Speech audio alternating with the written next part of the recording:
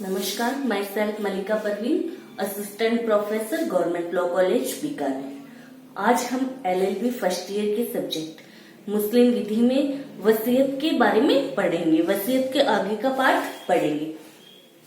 पिछले वीडियो में हमने देखा वसीयतकर्ता की सक्षमता, यानी वसीयत कौन कर सकता है या उसकी क्या कैपेसिटी होती है, कब व्यक्ति वसीयतकर्ता हो सकता है।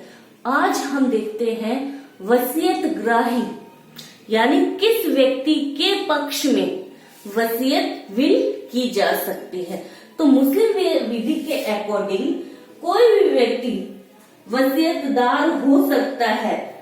कोई भी व्यक्ति मुस्लिम विधि के अंतर्गत वसीयतदार हो सकता है। उसमें धर्म, जाति, लिंग, आयु कोई मायने नहीं रखती है, यानी उसका कोई इफेक्ट नहीं पड़ता।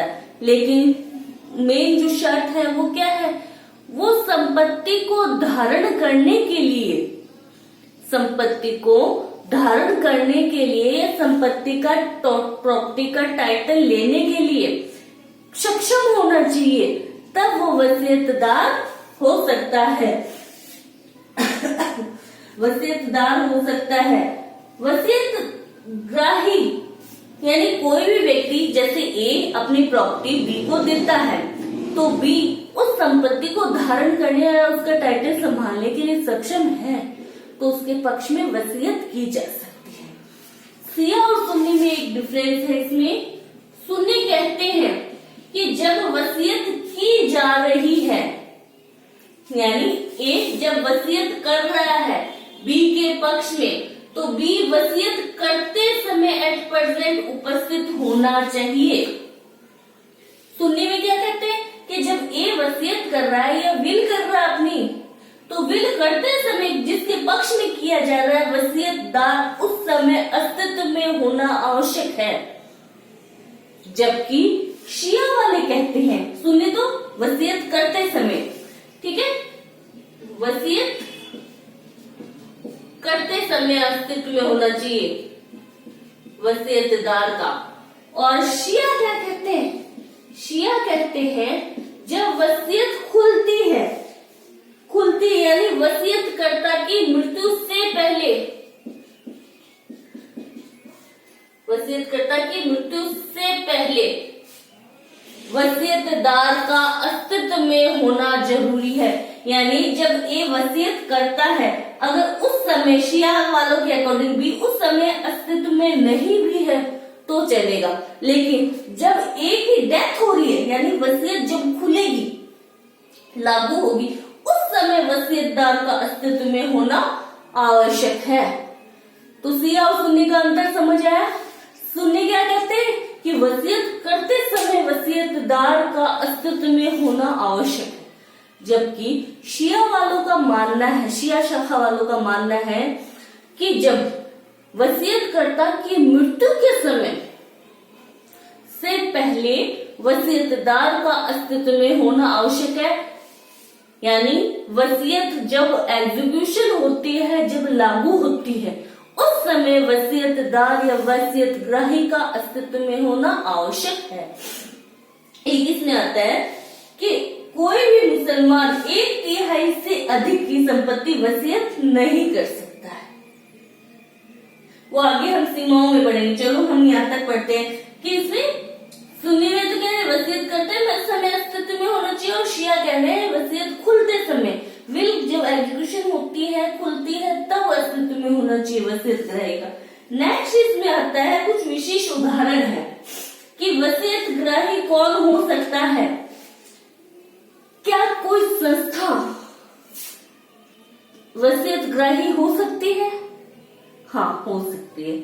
जैसे किसी मस्जिद के लिए, किसी सार्वजनिक स्थान के लिए, स्नानागार के लिए, हॉस्पिटल के लिए, स्कूल्स के लिए वसीयत की जा सकती है। यानी कोई ऑर्गेनाइजेशन या कोई संस्था भी के पक्ष में वसीयत की जा सकती है, ऐसी वसीयत मान्य होती है। तो क्या एक मुसलमान ही वसीयतग्राही हो सकता है? नहीं, गैर मुस्लिम भी वसीयतग्राही हो सकता है। गैर मुस्लिम यहाँ पर कोई जरूरी वसीयत करता तो मुसलमान होना आवश्यक है, लेकिन वसीयत ग्राही या वसीयतदार जिसके पक्ष में की जा रही है उसका मुसलमान होना आवश्यक नहीं है। वो नॉन मुस्लिम हो तो भी वसीयत मान्य होती है। नेक्स्ट इसमें आता है, थोड़ा सा इंपॉर्टेंट पॉइंट है कि अगर वसीयत ग्राही के द्वारा वसीयतकर्ता की हत्या कर दी जाती है तो क्या वो वसीयत मान्य होगी या नहीं होगी। जैसे इसमें ए बी के पक्ष में वसीयत करता है, ठीक है, वसीयत करता है, ए वसीयत करता है और बी वसीयतदार है, बी के पक्ष में वसीयत की जा रही है। तो सुनने वाले कहते हैं कि अगर बी ने ए का मर्डर किया है, हत्या की है, तो बी के पक्ष में की गई वसीयत क्या हो जाएगी, इनवैलिड हो जाएगी, अमान्य हो जाएगी। क्या हो जाएगी, अमान्य होगी, इनवैलिड हो जाएगी।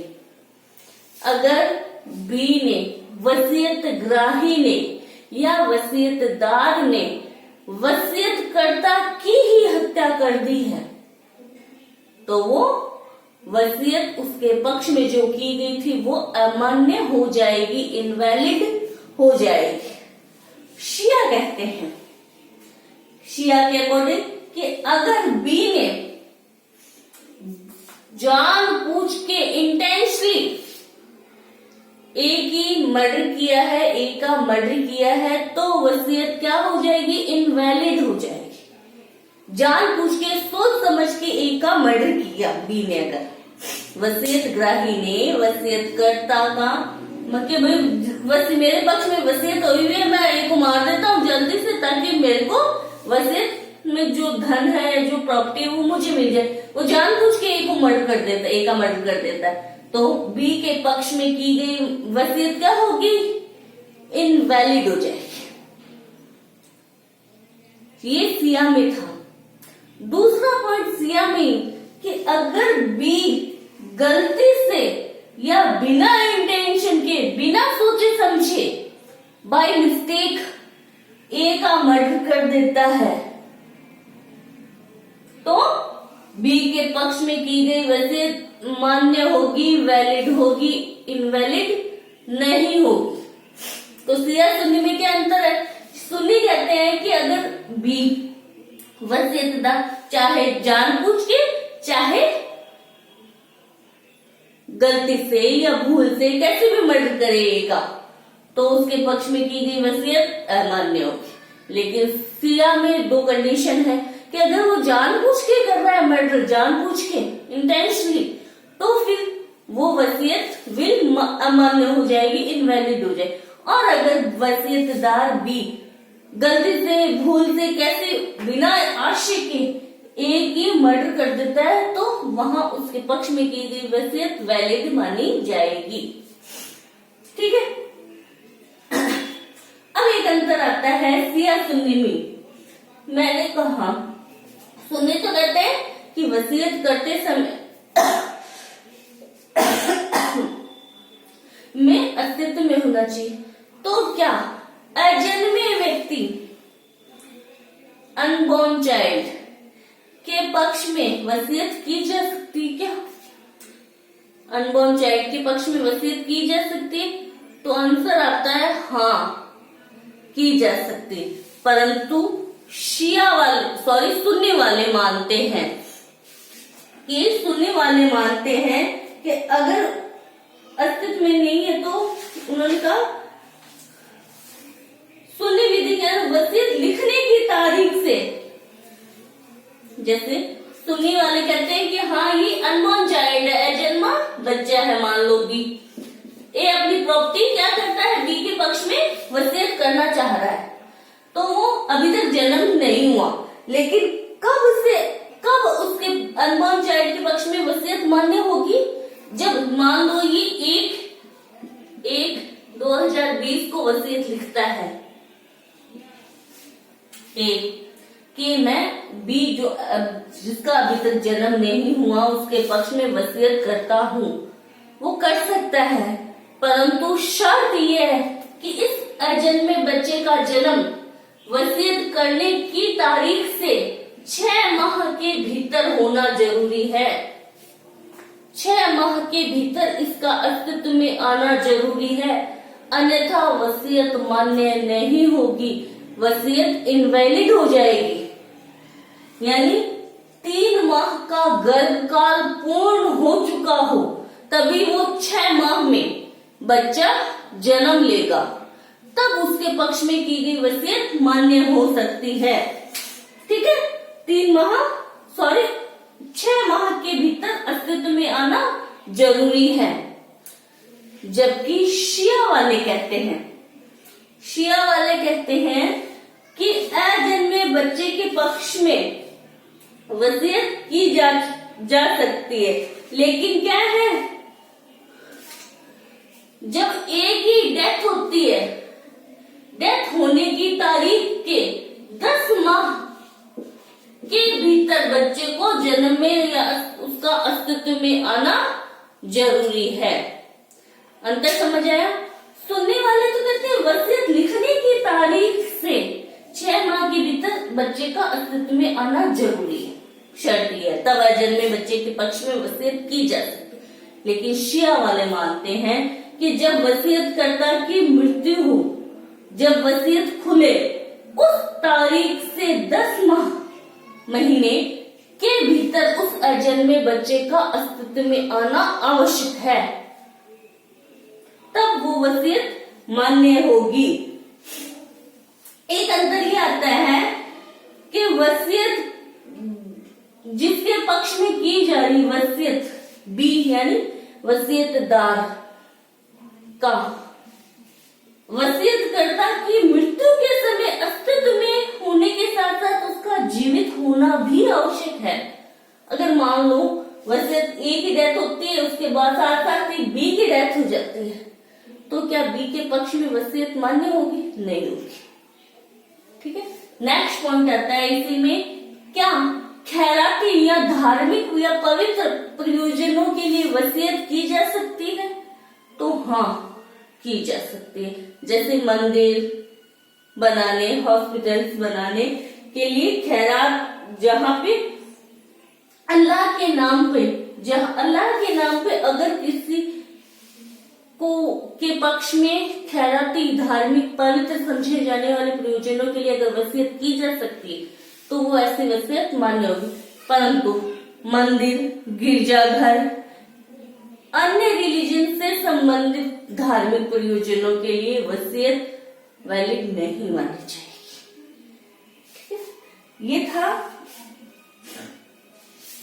वसीयत ग्राही की सक्षमता। हम 2 पॉइंट हो गए। अब आता है थर्ड पॉइंट, वसीयत द्वारा दान की विषय वस्तु का मान्य होना। वसीयत द्वारा जो दान दिया जा रहा है उस विषय वस्तु का मान्य होना, यानी कौन सी ऐसी संपत्ति है, कौन सी ऐसी प्रॉपर्टी है जिसकी वसीयत की जा सकती है।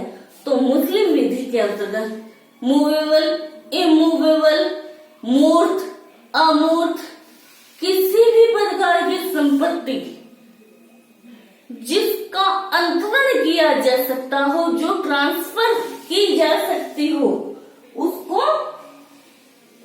वो वसीयत की विषय वस्तु हो सकती है। जिसका स्वामित्व या जिसके टाइटल का ट्रांसफर किया जा सकता हो या जिसका अंतरण किया जा सकता हो, वो वसीयत की विषय वस्तु मान्य हो सकती है। तो इसमें 2 चीजें आवश्यक है। क्या चीजें हैं दान की विषय वस्तु के लिए मान्य होने के लिए? सबसे पहले वो अंतरणीय होनी चाहिए, यानी जिसका ट्रांसफर किया जा सकता हो, ऐसी प्रॉपर्टी होनी चाहिए। सेकंड, कि उस प्रॉपर्टी का अस्तित्व में होना भी आवश्यक है। इसमें फिर सुया सुनने में अंतर है। सुनने वाले तो कहते हैं कि वसीयत को लिखते समय ही वो प्रॉपर्टी अस्तित्व में, जिसकी वसीयत की जा रही है वो अस्तित्व में होनी आवश्यक है। और शिया वाले कहते हैं प्रॉपर्टी का वसीयत खुलने के समय, यानी वसीयतकर्ता की डेथ के समय उस प्रॉपर्टी का अस्तित्व में होना आवश्यक है। वसीयत लिखे उस समय अगर प्रॉपर्टी का अस्तित्व नहीं भी है तो भी चलेगा शिया में, लेकिन जब प्रॉपर्टी उस समय अस्तित्व में होने आवश्यक है जब वसीयत खोले, यानी वसीयत करता की डेथ मृत्यु के समय वो प्रॉपर्टी या वो वसीयत की जो विषय वस्तु है वो अस्तित्व में होनी आवश्यक। ठीक है, इसमें दो है। फिर आता है इसमें विशेष प्रकार के दान भी आते हैं। क्या वैकल्पिक अल्टरनेटिव विल भी की जा सकती है क्या? जैसे ए कहता है कि मैं बी के पक्ष में प्रॉपर्टी वसीयत करना चाहता हूं, अगर बी का अस्तित्व ना रहे तो मैं सी के पक्ष में वसीयत करता है। अल्टरनेटिव कि बी अगर जीवित रहेगा तो प्रॉपर्टी उसके पास चली जाएगी मेरी मृत्यु के समय, और अगर बी का अस्तित्व नहीं रहता है मेरी मृत्यु के समय तो प्रॉपर्टी सी को चली जाएगी। इसे बोलते हैं अल्टरनेटिव वसीयती। ठीक है, वसीयती दान बोलते हैं। तो ऐसा वसीयती दान किया जा सकता है और मान्य। एग्जाम्पल जैसे ए वसीयत करता है ए के 20 को और कहता है कि मेरी मृत्यु के समय बी अगर जीवित रहता है तो मेरी संपूर्ण प्रॉपर्टी बी में निहित हो जाएगी। सिंपल सा। और अल्टरनेटिव ये लगा देता है कि अगर मेरी मृत्यु के समय बी का अस्तित्व नहीं रहता है तो प्रॉपर्टी सी को चली जाए। इसे बोलते हैं कि एक के पास नहीं गई दूसरे के पास चली जाएगी। इसे अल्टरनेटिव वसीयती दान बोलते हैं और ऐसी वसीयत की जा सकती है। सेकंड आता है क्या घटनापेक्ष वसीयती दान किया जा सकता है क्या? घटनापेक्ष, घटना पर आधारित वसीयती दान किया जा सकता है? नहीं किया जा सकता। ऐसा वसीयती दान मान्य नहीं। कि कल बारिश आएगी तो ये प्रॉपर्टी आपकी हो जाएगी, या मेरी मृत्यु के दिन बारिश आती है। घटना यानी कोई ऐसी अनिश्चित घटना जो हो भी सकती और नहीं भी हो सकती, उस पर आधारित घटना पर आधारित करके अगर कोई वसीयत की जाती है वो वसीयत मान्य नहीं होती, वैलिड नहीं होती है।